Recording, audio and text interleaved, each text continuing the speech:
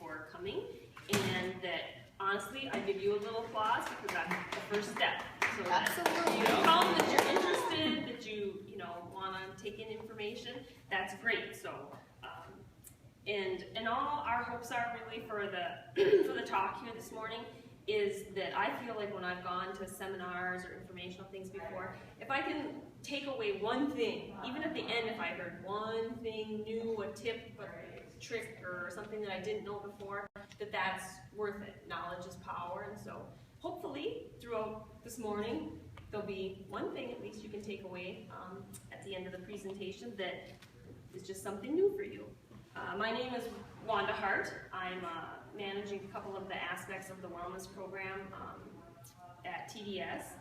And in today's society, we probably hear a lot about a lot of buzzwords, especially like detoxifying and probiotics and some of these terms that start to become popular, and we wonder why, like where is all this coming from?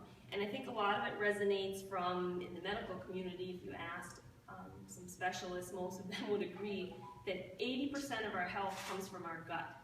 So what we're putting in really does determine, kind of what goes on out from that in the rest of our body. So it's very important. And a trainer once told me that the little tip that it didn't resonate with me really until then is I exercise a lot because I'm sure like a lot of us have a mindset. I'm working really hard and I'm sweating so that I can have pizza and my cheesecake and some ice cream and and that's why I work out, right? And he said, well, it depends what you want to do. And I had all these lofty goals about being healthier and being whatever. And he said, garbage in is garbage out. So we have to really all just consider what it is we want our body to do for us and what it is we're looking to get, what kind of health and vitality and stuff we want, and just consider that. And I try to keep that in the back of my mind when I'm eating. I still eat stuff I know that's garbage, probably more than I should, but I at least recognize that, and I think recognizing it is the biggest thing. Just being aware of what you're doing and conscious helps you to make a change. And I really do believe that your body talks to you. So if you're eating good for a week and then you eat that piece of pizza, or you go out and you eat that that food that isn't so great and you don't feel that great the next morning, you may have a slight carb hangover or something of the sort. And so if you do listen to your body talks to you even when you're eating good and bad foods. So today, hopefully, basically kind of some of the information we're going to go over, whatever your goal is, but in one way or another, it's either going to help you cut sugar or eliminate some refined and processed foods out of your diet, or cut down on the bad fats. We're going to talk about not all fat is evil. Lots of fats are good, so we'll maybe put a little difference between some that are better than the other. Jordan's a pharmacist here. He's going to do a little bit at the end, kind of a wrap up. And first, this is Sharon Marchetti. She is a self-employed interior designer and a wellness advocate. And she's going to explain some of her colorful expanse here on the table. Yeah. So I'm really excited to be here, and I see so many, faces that I seen last night. So exciting! You got groupie. Did I recruit you? No, not really. I think you're here because you want to be here. It's always interesting to hear a little bit about food and better health. Overall, we all want it. How we achieve it sometimes is a different story. So I want to start out here by just telling you that I'm very thankful for being here. I want to thank Steve Roll for allowing this program to actually go on. He's the one who said yes to it, and he recruited Wanda to kind of take care of it, and Jordan to manage if you're on meds and help you through how to adjust working through the meds, and if you have questions about your meds, how they're being taken, so on and so forth, and he'll probably get a little bit more into that. Of course, I'm very proud of him and biased because he is my son, and it's really nice to think about a pharmacist or doctors that are not all about prescribing drugs, but looking at other alternatives. So I really appreciate that. I just want to come out and say I am just an ordinary person with dreams and beliefs. my goal is not to complain about health issues that I feel my body is having, but to take wellness and health into my own hands. I really do believe, I'm a firm believer that food is our medicine. Quality food is our medicine. And you hear that, like Wanda said earlier, you just hear so many different things about why I should be doing this, why I should be taking this, where am I at? Oh, I heard this is bad for you. All those scenarios, I mean, you hear it more and more and more, right? You listen to an ad on TV and this drug can kill you, well, so why am I taking it? It has side effects to this. I shouldn't eat too many carrots because they're really high in carbohydrates.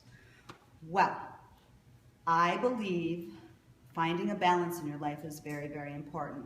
And eating from the earth is very, very important, as much as we possibly can. Really, if you shop on the outside of the supermarket, that's the only place you really, really need to go. Because if you go into the inside of the supermarket and you start turning labels, oh boy. That is one of the things that really changed me in striving for my better journey is the first thing I started to do was read labels, and I was shocked at what I seen on the back of the food labels. Hi, Steve. Good to see ya. So I was just, my motto is if I can't read it, I don't eat it. That's literally what I try to do. If I don't understand what is on the back of the food label, I just don't eat it. It makes things, you think, oh, that's so hard. Well, it does make things a lot easier once you get used to it and you put it into your lifestyle.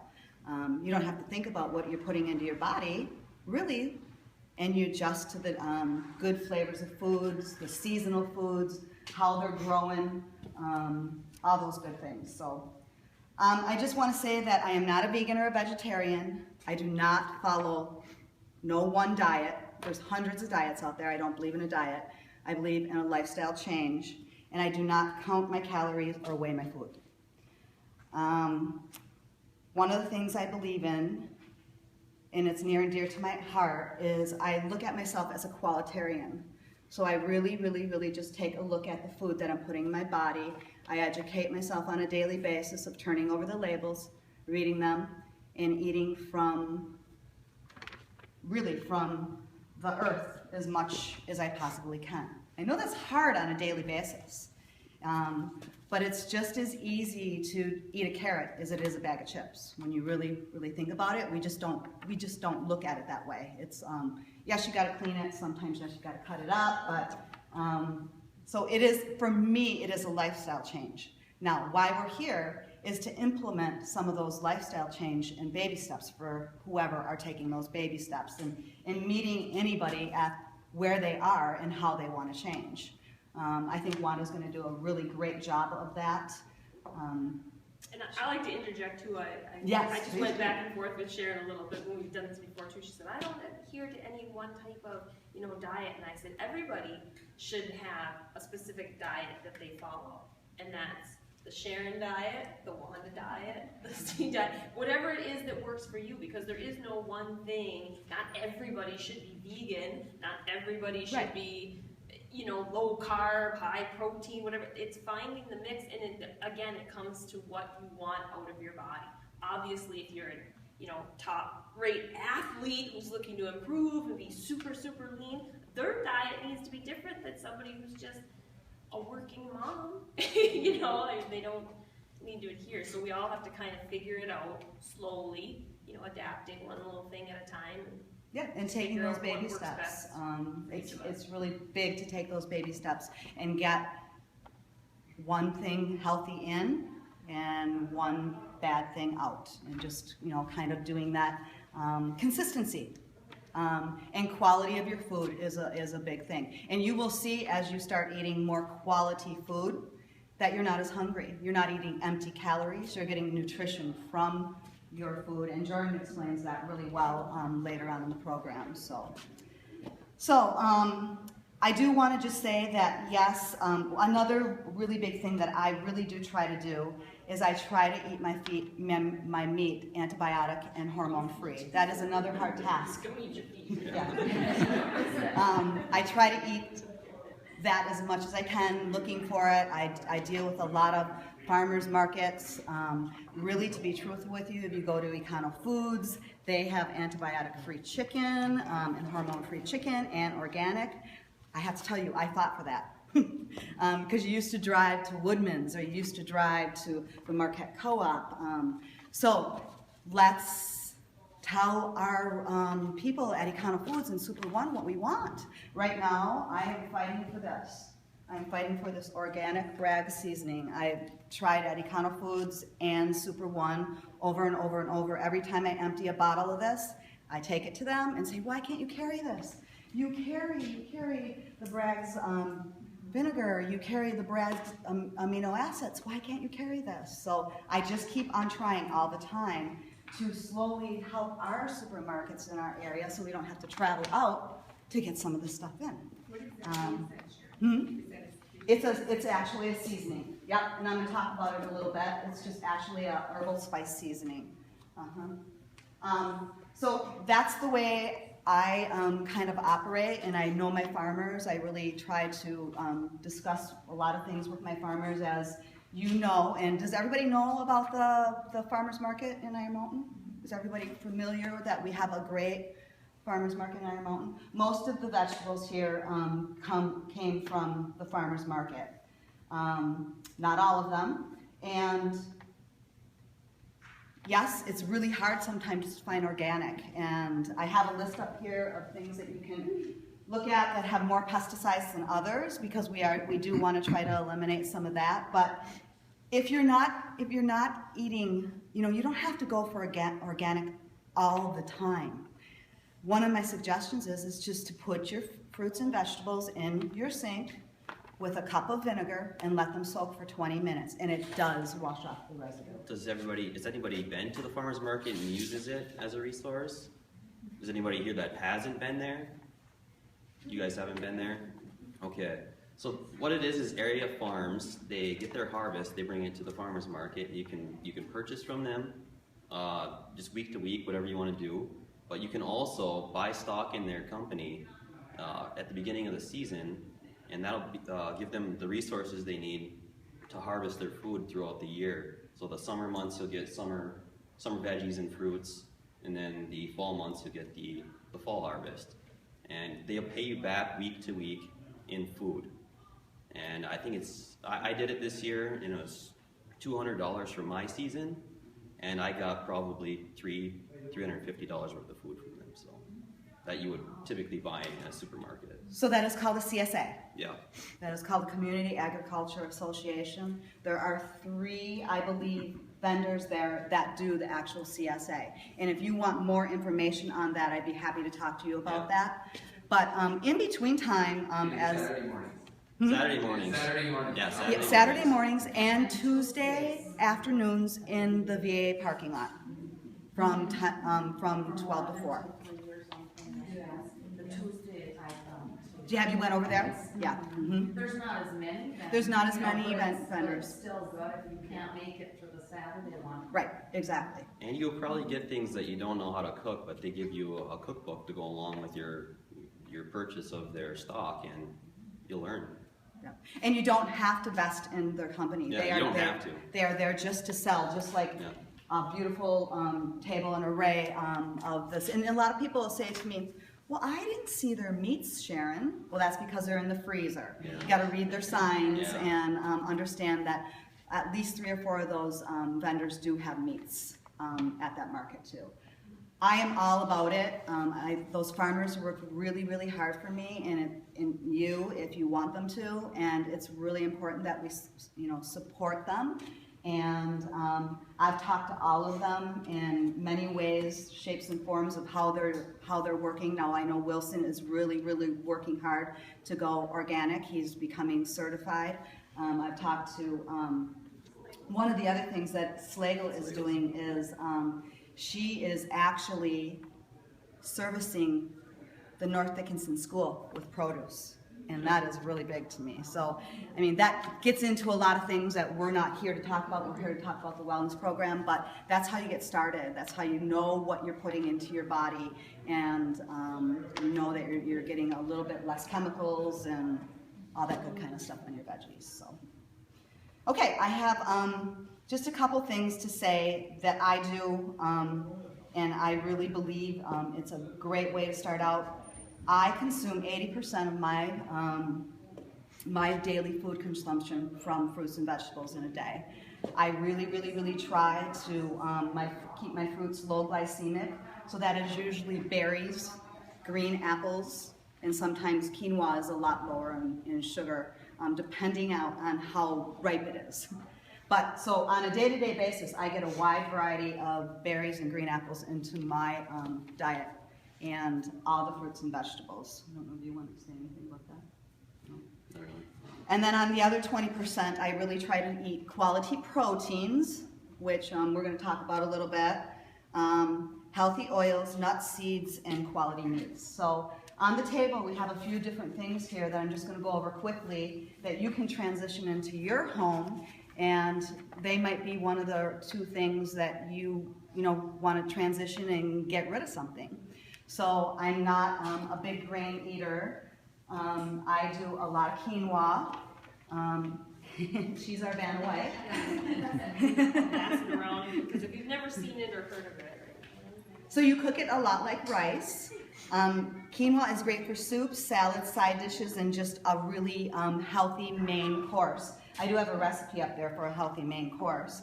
It is a very nutrient superfood.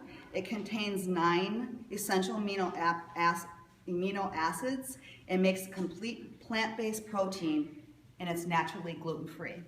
So that's a little bit different than eating. Well, like there are oatmeals out there that are somewhat gluten-free. I just really try to watch what I'm eating. Quinoa is one of the grains that I'll put into my diet, but I don't put a whole lot of grains into my diet. And then, Why not grains? Why not grains? Yeah. Well, at first, when I very first started, I was like gluten-free, okay? I just wanted to be gluten-free because I wanted to get rid of my soreness, and it worked. It worked. It really did work. And as I educated myself more and more and more, I knew I needed a variety of nutrients to keep myself more energetic and stable. And one of the biggest things of giving up grains and gluten to me was mind clarity. It just kind of really helped me with the clarity in my brain and getting my day started and my goals. And grains are very high in carbohydrates. Yeah. And we really have a hard time digesting them. And the grains that we have nowadays are not really grains. They're just things that sit in silos for a really long time. And actually they can grow fungus. And then they're put into our food, and it makes our processed food, very, very toxic. I don't know if you want to add anything to that.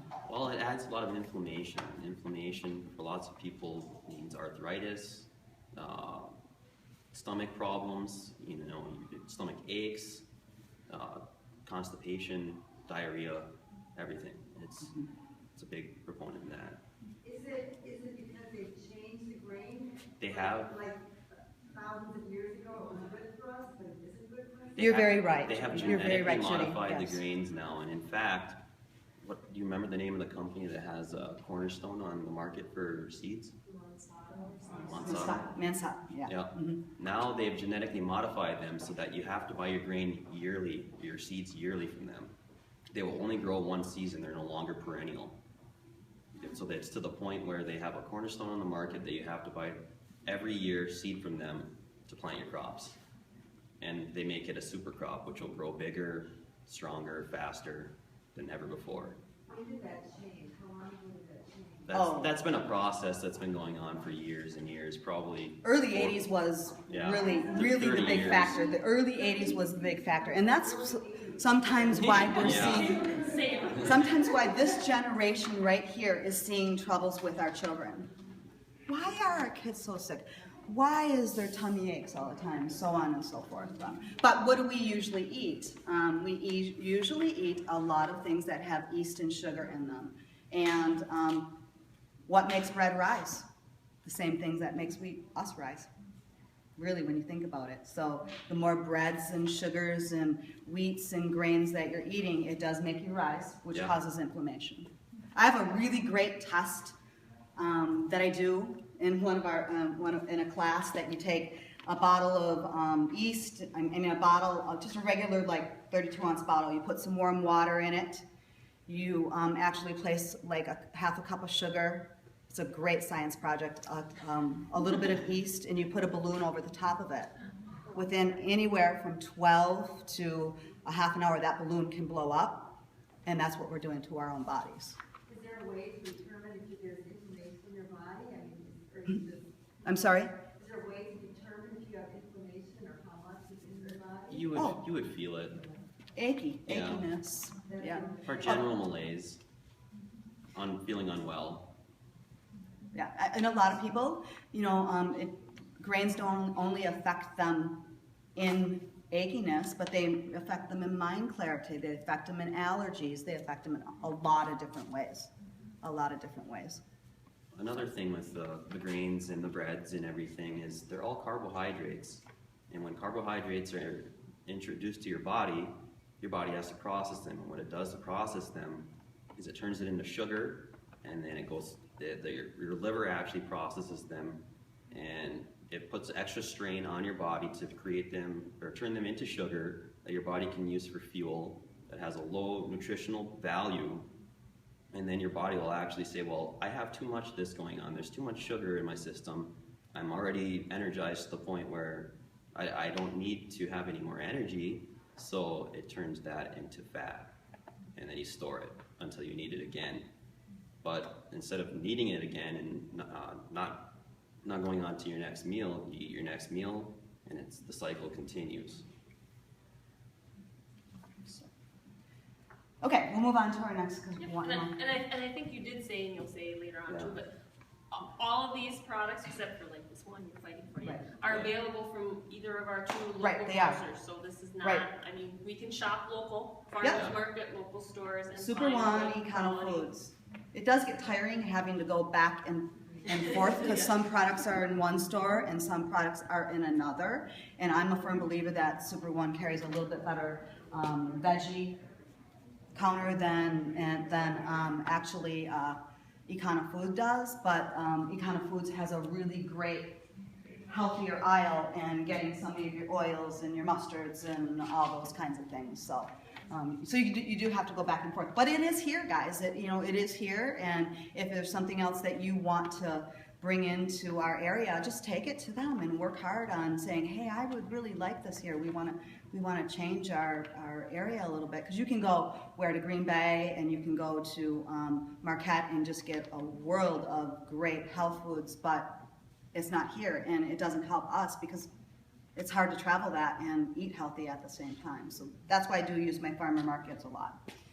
I'm going to move on to coconut oil and walnut oil. I don't have macadamia nut oil up there because I couldn't find it here in town as of this week. But those are wonderful oils. I support those oils for cooking.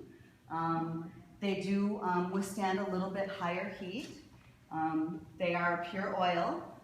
I love coconut oil for lots of different things. I really do believe that it supports your immune system.